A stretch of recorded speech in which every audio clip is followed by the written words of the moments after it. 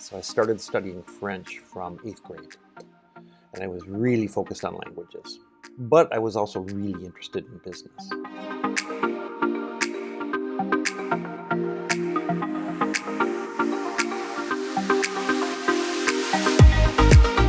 Timothy, thank you for taking the time to be here. Thank you for the time as well, Lance. It's an absolute pleasure to finally sit down and get to know you. That's right. We've known each other through social media for several decades now, and this is my first time to get to meet you. That's right. I'm really pleased to have you on. And that was right behind Frank. Frank Foley was on just before you with his new hot book. Another. And you had never met him. Isn't that amazing? We were just talking about that. And he asked me, he said, Lance, can I stay here? So he got to meet you just before you came on, because he wanted to stay until you came here. That's great. It's really good. It's funny how and I think it's mostly us, the expats in Tokyo. It's a really small town. Isn't it? It really is. But I find that ends up being the same thing when we start to travel. We always run into someone we've known from being here. Oh, that could very well be. Don't you think? Yes, yeah. Yes. Oh. Mike King. The name sounds familiar. Mike King. Michael King. Yes, he's from Houston. Okay. And I ran into him in the Houston duty-free shop in the airport, of all places. But you met him here? Yes. Okay. And he just walks up and says, "Hey, Timothy, what are you doing here?" I was on a business trip, though. Okay. Yeah. So Timothy, where were you born? So I was raised in Minneapolis, a suburb just outside of Minneapolis, Minnesota. Okay. And you told me already, since we've done this once already, I won't tell you why, but you have a sister. She's 3 years younger than you. That's correct, yes. You guys were not so close at the beginning. I mean, you were close probably at the beginning, then you lost that closeness after you got a little bit older. Then you reconciled. You came back together. Father and mom, same father and mother. Yep. Until your father passed away, unfortunately. That's correct. When you were about 19. That's right. And then your family became really tight. Yeah, I think it was teenage-isms between the two of us. And I was a couple years older, and the school was smaller, and I was trying to, have an image at school, and a younger sister, ooh. And then she started dating guys, and that made it worse. That made it worse. So luckily for her, I went off to college. But yes, my father passed away when I was 19, and that just kind of pulled the three of us together to this very dynamic trio. We called ourselves the Amigos, the Three Amigos. Oh, that's good. And we were funny. We're still really funny when we get together. And your mom's doing well? She's doing well as well. How old is your mom now? Good question. I guess she won't mind. I think she's mid-80s. Okay. Yeah. All right. Give or take a year or two. Yeah. Yeah. I'd have to count the exact years, but yes. Okay. But we're still when the three of us get together. My brother-in-law, my stepfather, the cousins, they just step back. They're like, we cannot follow what's going on with the three of you. You guys are crazy. You guys are tight. Are they still in Minneapolis? Yeah, they're still in Minneapolis. Oh, wow. Okay. So you were telling me as a child, you weren't really physical at all. You weren't so sports-minded. You were really more academic-minded. Yes, I was. You a bookworm? I was tall and gangly and a bookworm. Wait, from when did you really start? You were always the tallest? Yes. From what grade? Probably 4th grade. And it was noticeably taller. Yes, I was always in the back of the school shots. Go to the back, Timo. Really? Yes. It was really fast growth. From 4th grade up till about 9th grade. Do you know if it's your mother or father's side? That's my father's side. Your father's side. So he was a tall man. Yes, too. yes. Is your sister tall? Did she get any of that? She didn't, and it's unique if you see pictures. I look exactly like my father, like 98%, and my sister looks exactly like my mother. It's the most extraordinary thing. Isn't that interesting? Yes. So you come from the same parents. We do. You were very preferential in who you picked to look like. That's right. You said, I want to look like my dad. I want to look like my mom. Oh wow, that's nice. So what kind of books or what did you really like to study or pay attention to when you were young? And when did it start? started probably around the same time when I started being able to read well, like fifth grade. Okay. And at the time, I would read the family mystery solving family kind of series. Like you have the Hardy Boys, of course, the two boys, but then there were the Happy Hollisters, I think it was. So these families that would go out and solve mysteries. And I would go to the library, rent 3, read them in a week, take them back at the end of the week, and go then get 3 more. And so over the summer, I would read an entire book series. What about your sister? Was she academic like that too? No. So my sister was, of course, my sister was active, and she's the one, she got all the artistic genes. Okay. So she was painting and doing things like that. She was making things. She was never a book person. I was the book person. Right, but that's not the only thing. What other things you like outside? Did you do any type of sports? You had to for school anyway. Sure. You know, the most- regular round of sports Right. that you do as a kid. T-ball, Right. baseball, a little bit of basketball. We had a lot of unique Minnesota winter sports. Such as? Well, first of all, we have broom-ball. Broom-ball, which is a ball, Okay. a hard ball, like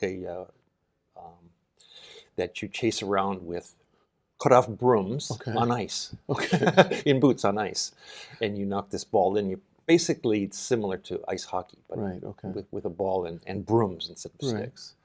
And then we brought that to the street, and so we would play broom-ball in the street. In the street, okay. Yes, because it's Minnesota, it's frozen. So what were the subjects you liked the most while you were in school as you started to read more and everything else? What subjects did you gravitate towards? Everything, with the exception of science. What was it about science you didn't like? I don't know. To this day, chemistry just eludes me to this day. I just cannot get my head around chemistry. Okay. Everything else was okay. Really? Yes. Was there math, I anything loved that math. You like math? Okay. All of the social sciences. Okay. Yes, I was in advanced math actually, in elementary and junior high school. All right. So even when it went into algebra and then you got into, geometry and then trig and everything, you stayed in it? Calculus. The Yes, we calculus, did you said- calculus in high school. Okay.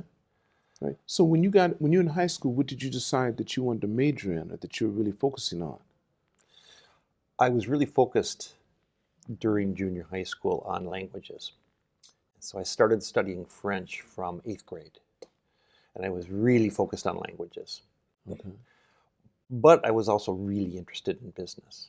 And so I went off to college planning to do both. And so I followed a French major and a finance major at the same time. In college? Yes, in college. So what did you graduate with? Majors in both. Oh, did you? Yes, I graduated with a double major in both. So what are you doing in Japan? You speak there you French. go. Right, yeah, I want to. So my 4th year of university, I spent in France, Okay. studying French and finishing off my degree and getting fluent, coming back, extremely fluent. in Reading, French, writing, everything. Everything. Movies without subtitles, the whole thing. Right. Loving it. And I wanted to go back. I thought I'm going to live in Europe. I want to be a European. But it was very difficult to get a visa What years are we talking about now? in the 80s. Okay, in the 80s, okay. Yeah. Earlier, late, middle? Early. Early 80s, Early-ish. okay. So they were kind of getting tight on visas at the time. So I thought, well, what am I going to do? I'll try another language. So walking to school, this is my 5th year, walking to school. In France? No, back in the U.S. Back in the States, okay. Back in the States. I Okay. said, I've got to go back. I've got to finish my finance degree. And I had met some Japanese exchange students over the summer, and they were funny, crazy. I shouldn't call them kids, but we were all kids. And I was walking to school to register for classes, and I said on a lark, I don't really want to do Spanish. I'm not interested in German. If they teach Japanese, I'll take that. Guess what they were teaching that year? Japanese. For the first time ever. So I took Japanese, and my teacher, the very, very tiny, vivacious Aiko Fisher, after the first year said, Timothy, you need to apply to this program and go to Japan. You're perfect for it. And it was the JET program. And so she pushed me to apply for the JET program. And one of the questions on the JET program was, what would be the most challenging thing for you in a foreign country? And I said, probably being the only English speaker in the area would be the most challenging thing. So guess where they put me? They put me in Morioka in Iwate Prefecture. To make sure you're the only Yes. person in there. One of 6 English speakers in the entire prefecture. Sheesh. Yes. So be careful what you ask for, kind of thing. And that's exactly what you got. Did you know any of the other foreigners? No. No. In JET program, you go alone, or are you paired up with someone? At the time, I went alone. Okay. I think now They pair up or something? there's several in an area. Okay. But where I was in Tohoku, it was one. So I was there. I visited regularly. I would visit schools way out in the country. To teach English? Or just really just to give them the experience of meeting an English speaker. There wasn't a lot of teaching going on in junior and senior high schools, but we're talking about schools where 4 teachers teach 8 subjects. Right. So the English class was taught by the math teacher, for example, because there are no people. Right. But they're tiny, tiny schools, and it was an amazing cultural experience. Obviously, my Japanese got good very quickly. Right. Had to. At least you could speak to Ben from down there. Yeah. From up there, I mean. Up there. Up there, yeah. So I had the good fortune to visit all of the cities along the coast that got hit by the earthquake in 311. Yeah. Prior to them being hit, yeah. Yeah. Wow. Did you know anyone did you had friends up there then when that happened? You don't have people? I don't know anyone personally. Personally, okay. No. All right. But you knew the areas and you thought about that, I'm sure. Yeah, I knew exactly what was going tsunami on. and everything. That's right. Wow. Have you been up there since the... Not since the earthquake. No. Yeah, neither have I. Well, I've been through it on my motorcycle, but I haven't gone to look at it. I'm not very good at disasters. I try to keep... Anyway. Yes. That's a whole other thing. So you come here. So you're good with... First of all, you're saying that you're good with languages. You speak more than 3 languages? Just the 3. Just the 3. And you read and... Okay, so what about... Did you get Japanese as fluent to be able to read and write as well? I am now. It was a lot of self-study. Okay. I don't even know I'm not sure when the Japanese proficiency test was actually rigorously implemented, started. Mm-hmm. But I never thought to take it. And my Japanese is pretty good already, so I've never taken it. But you know that you're good enough to be able to do all that. Well, I've been able to work and make a living, so I guess I'm doing okay. Okay. All right. So you came to Japan. You did the JET program. How long were you part of that? Was that 2 years? 2 years. 2 years. Then what did you do after you finished? Well, you started planning to do something before you got out. That's right. What was it you planned to do? So while I was there, I found out about a French design school that had just opened in Tokyo called Esmod Japan. Oh. And of course, I still had France on my mind, lingering on my mind. And so I came down to Tokyo, as they say. And I went and I applied, and they let me in to this French design school. Now, how old were you? You're in your 20s now? Yes. Okay. So they were teaching in Japanese and French. French first and then Japanese. Okay. And so I was learning, I would understand the French, then I would learn the Japanese for all of these apparel design related terms. And then I'd have to go home and figure out what the English was later on. Right. Oh, But that had to be interesting. It was a wonderful 2 years. I would go to design school in the morning, go home, change, put on a tie, and then work in the evenings at an English school. When did you have your first dreams in French? How old do you think you were? When I was living in France. You started dreaming in French? Yes, absolutely. Okay. Did you go hallelujah when it first happened? I had dreams in French. I was speaking in French in my dreams. Not quite that much. Okay, but yes, right. Yeah. I remember waking up. This is 3/4 of the way through, thinking, "Wow, I just had a dream in French." It was kind of like going to a movie in French, coming out of the movie thinking, "I understood everything without the subtitles." Wow. And the correlative thing is, when I bring it to Japan, was when I think back about arriving at Narita, getting on the bus and driving in. It was evening time, and we had to go through an area near Ginza because I think we were on our way to we're on our way somewhere over near Takebashi. Okay. And I remember going down the street and looking out at all of these signs up and down, and they were hieroglyphics to me. I said, Might as well be, yeah. I thought, oh my God, will I ever be able to read this and understand it? And now I walk down Ginza and I read it all. Right. I think this is weird. Some days Do you dream basically in English, right? Most of the time? I dream in all three. French Okay. pops in every now and again. I do dream in Japanese. Are you doing sometimes. business in French now? In French? No. Okay. No. I have friends, but basically all of our when French friends and I get together, we're in an international group, and so English is the lingua franca, so to speak. Is it really? Because they have a real strong French group here. They do. But they speak in French. Yes, unless one of my type is there. Right. Same. I work now with a small, really talented design team. In the core 3 members, 2 of them, their father's Japanese, their mother is Moroccan. So they Just speak French. French. Right. And the other one, his father is French and his mother's Japanese. So they speak French together. And then when we get together, I'll catch them speaking French and I'll throw French words in and they'll start laughing and I say, oh, sorry.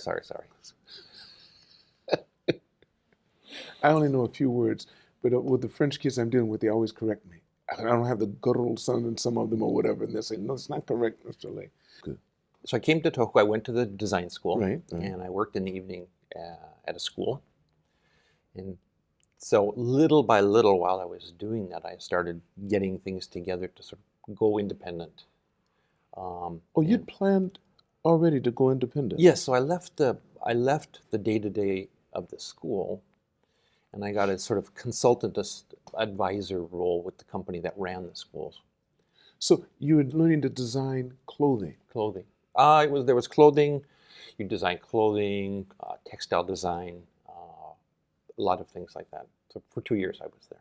Okay, so what was your favorite? What did you like to design most? What was your favorite in the design school? Did you have anything that you... Well, after 2 years I came out and I was most happy that I could say I learned to draw.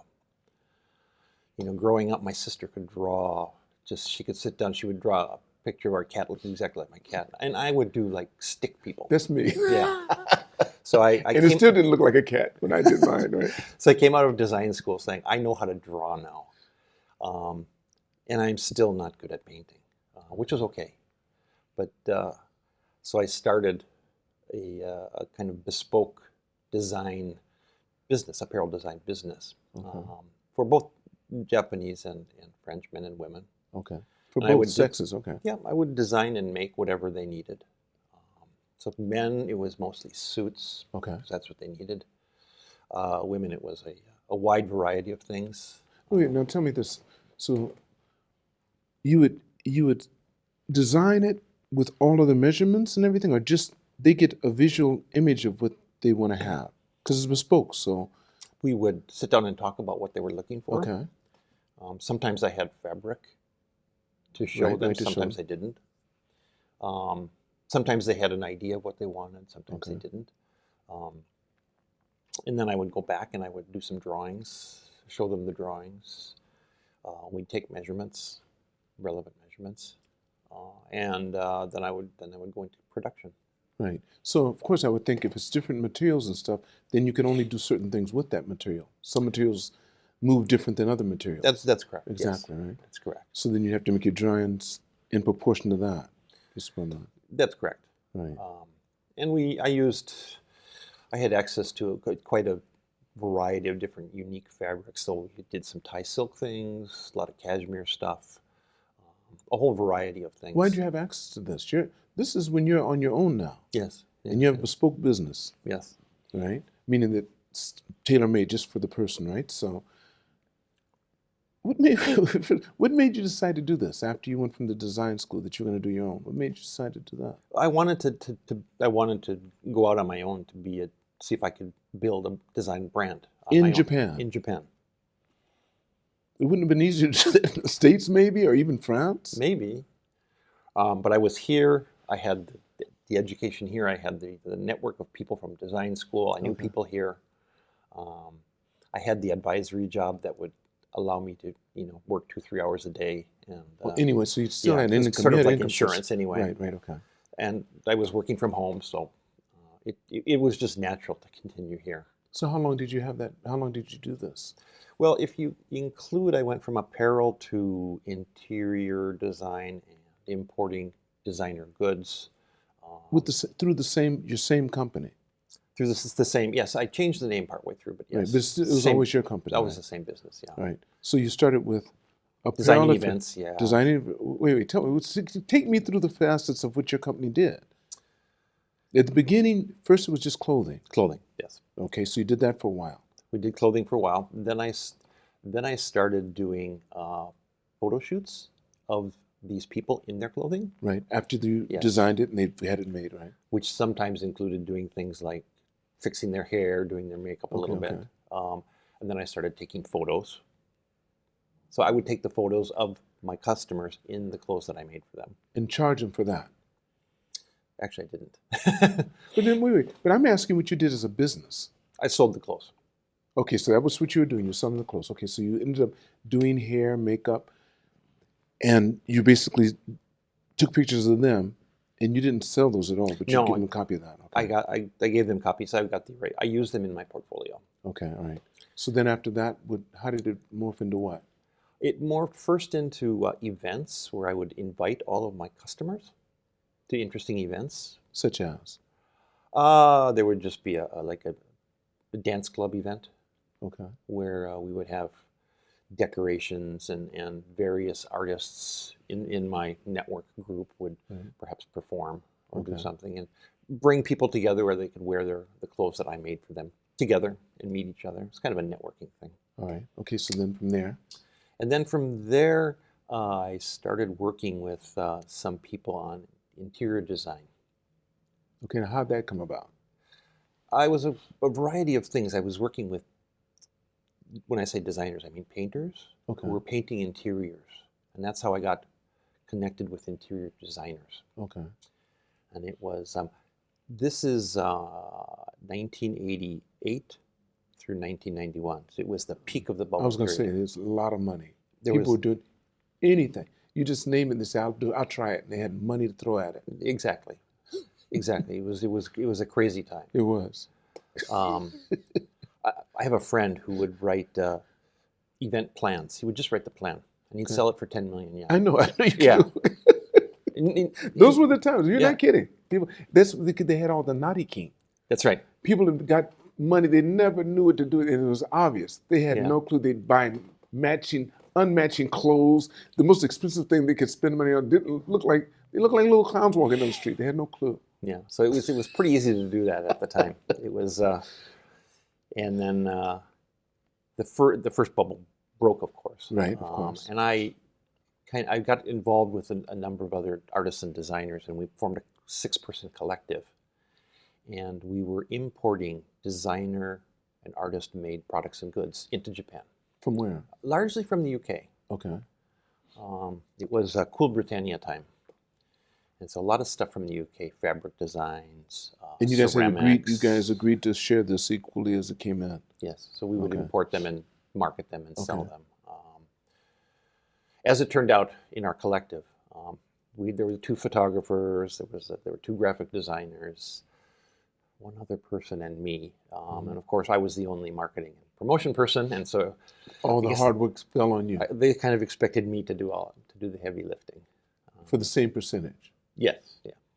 I can see trouble starting already. Okay. I did for a while, but after a while, it was too difficult. Okay.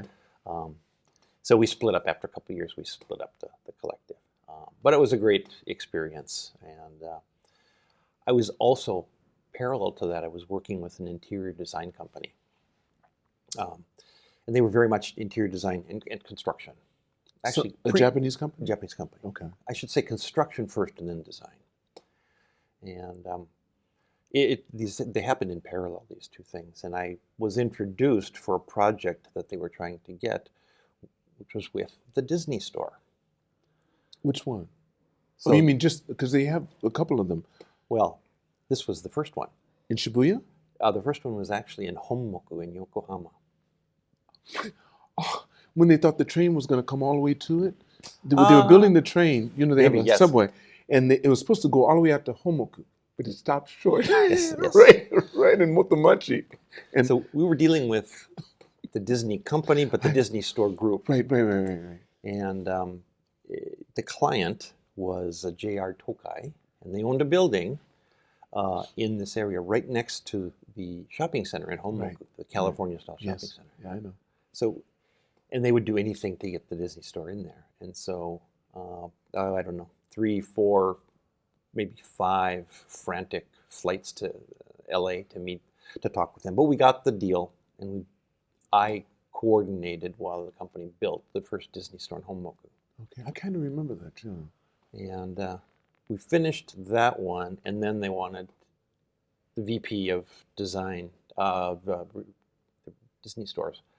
Said, now it's time to do the flagship. And we did the one in Shibuya. Shibuya, that looks Yes. like a spaceship kind of. That's right. So Right, that it's still building there. was being constructed while we were inside, Mhm. building it out, yes. Right. Very famous architect, that guy. I always imagine that that's probably really a real spaceship, and one day, like in Men in Black, you know, something's going to happen. That thing's going to take off. People still stop in the street. They have to. It's been there ever since I remember. That was at the end of the bubble almost. It was. Yeah, in the very 90s. much a bubble. Right, that's for sure. They put everything into it too. The company that owned it at the time, I think they may have sold it by now.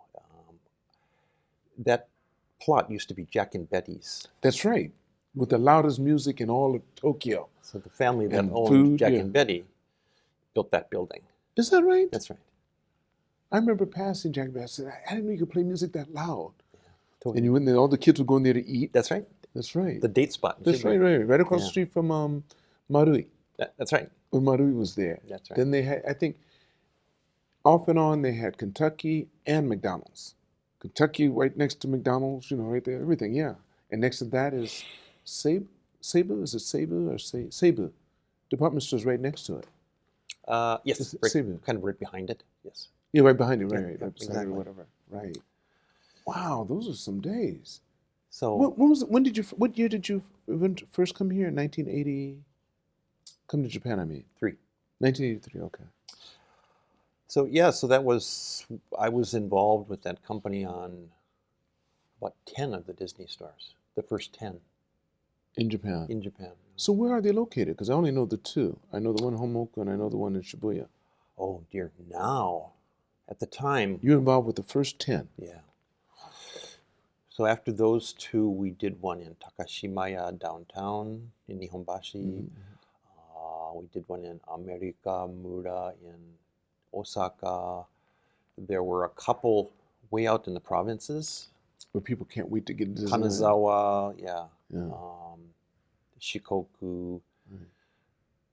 Right. I've forgotten what the other ones were now, but No, tell me, wait. At that time, it was your company? no. I was a consultant to the construction company. Okay. That was just you. So you didn't work for the construction company, or did you? I did, yes. I worked did? for them as a consultant. As a consultant, okay. So how long did that last? I did that for, I guess that's about 3 years I was Okay. doing that. A great company, they had great clients. And so after the Disney stores, we did a couple projects for Rover, back Okay. when Rover was still That's right. a viable. Did you know the Department. president? No. Because I did. Yeah, he was a member here, yeah. David. And we did some things for Rover. We did their showroom in Toyocho. It's a beautiful place. It was a beautiful place. I also helped with bringing an American company to Japan, an American company that manufactured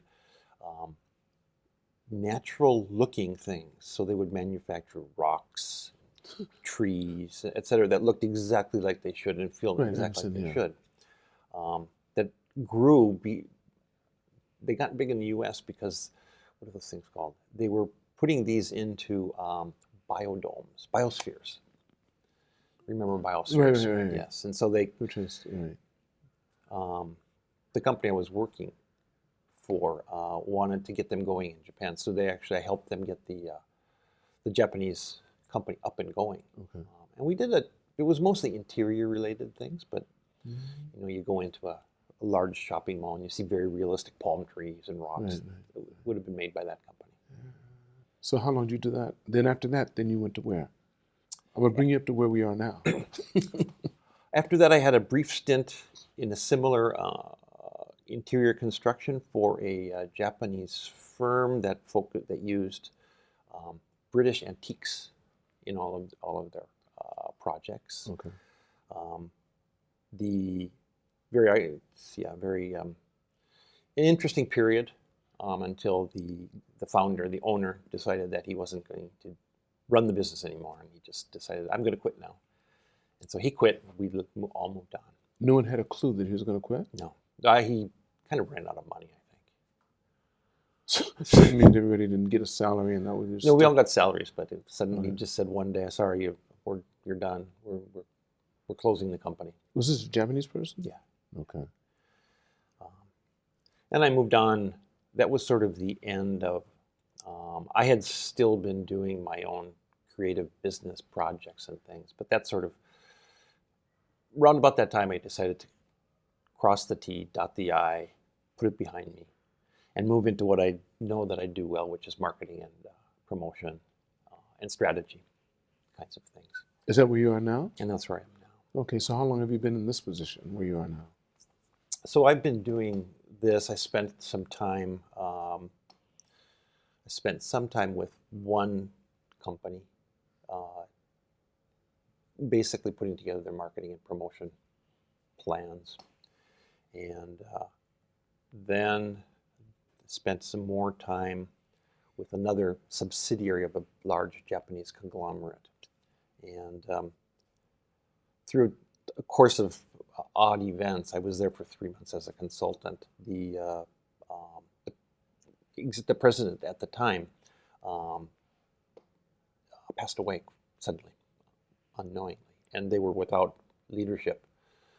And so the chairman of this company, it's a very, very large Japanese conglomerate called Kosaido. Kosaido, okay. Who I got on well with. He said, "Timothy, you do it. Timothy, you do it."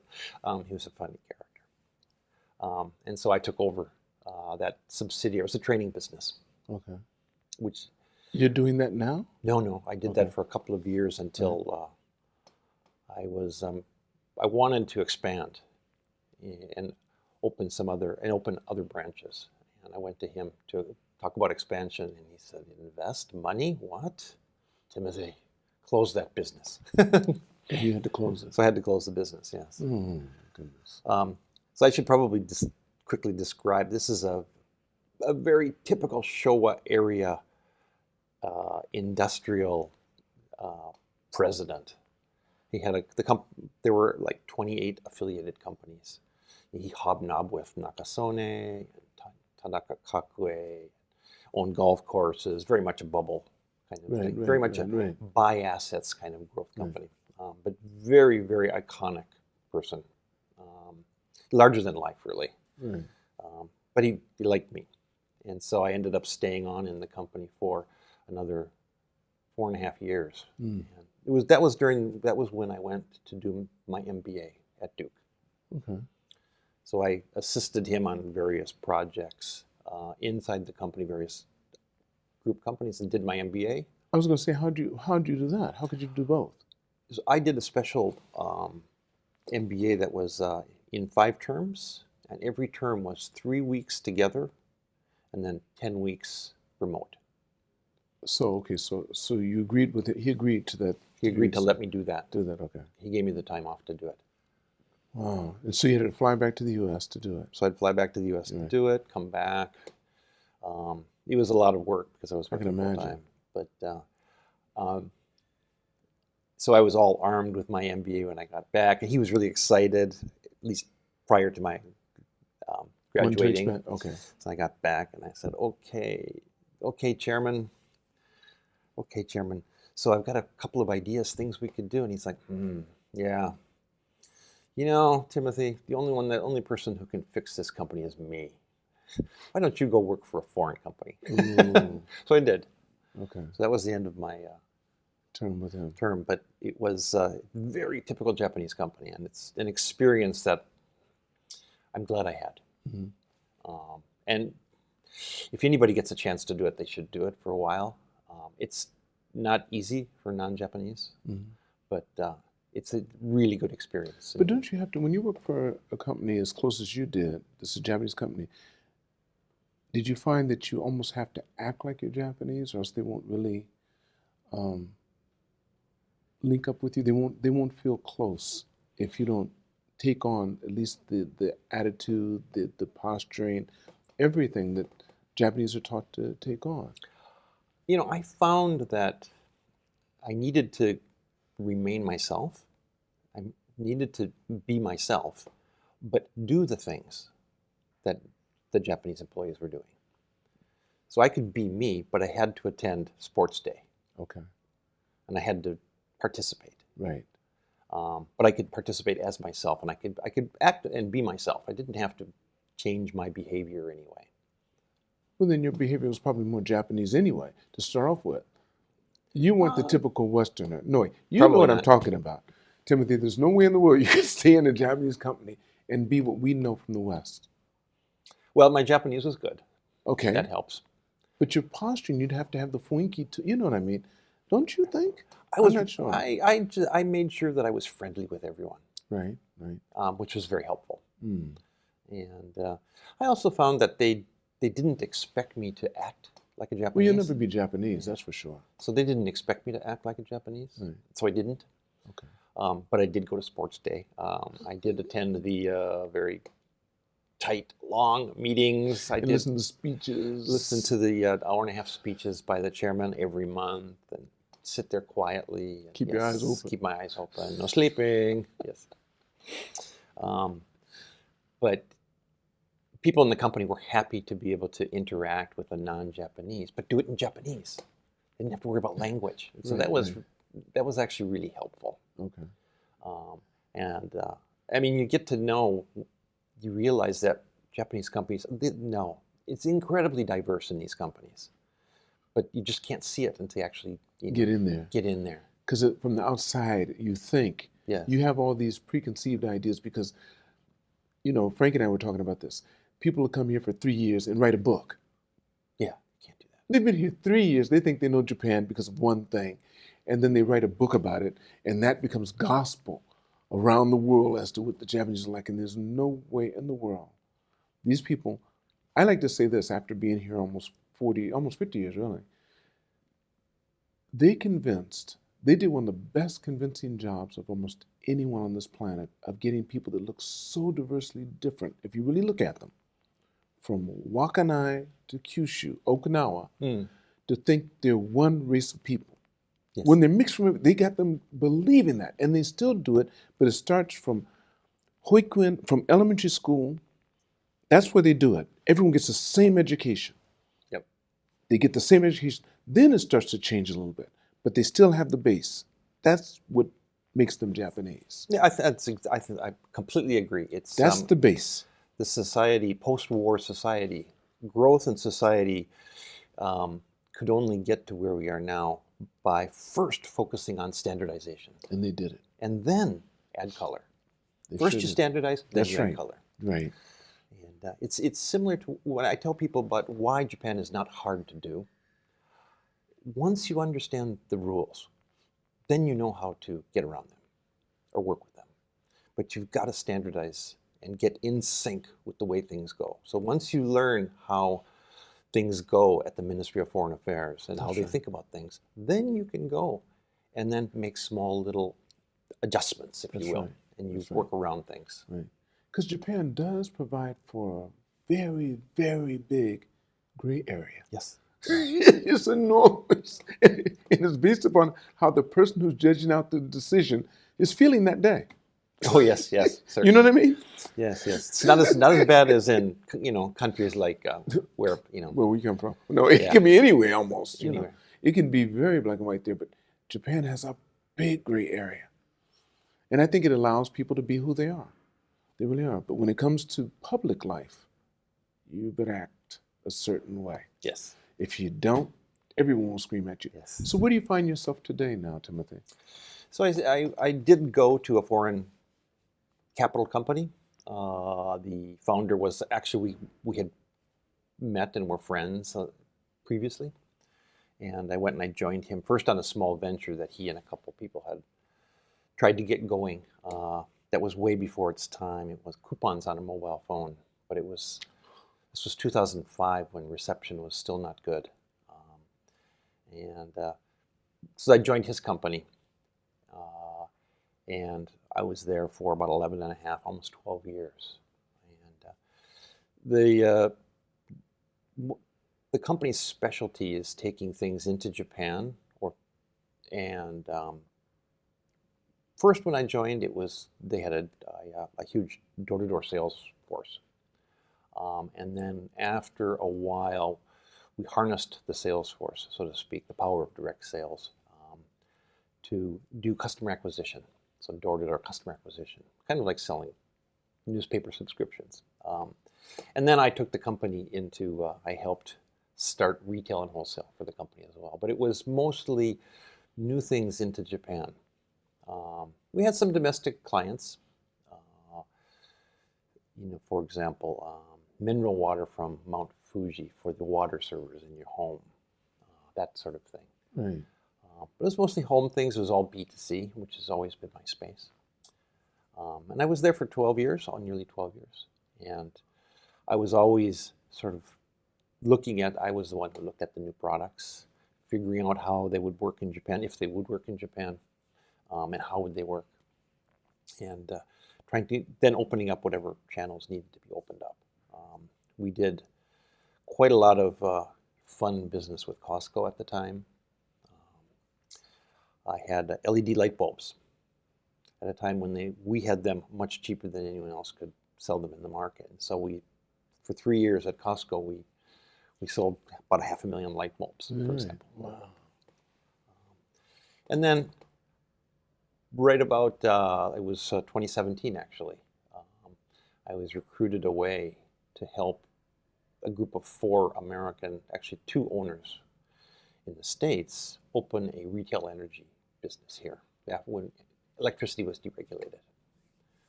So I did that and got it started, and their capital dried up.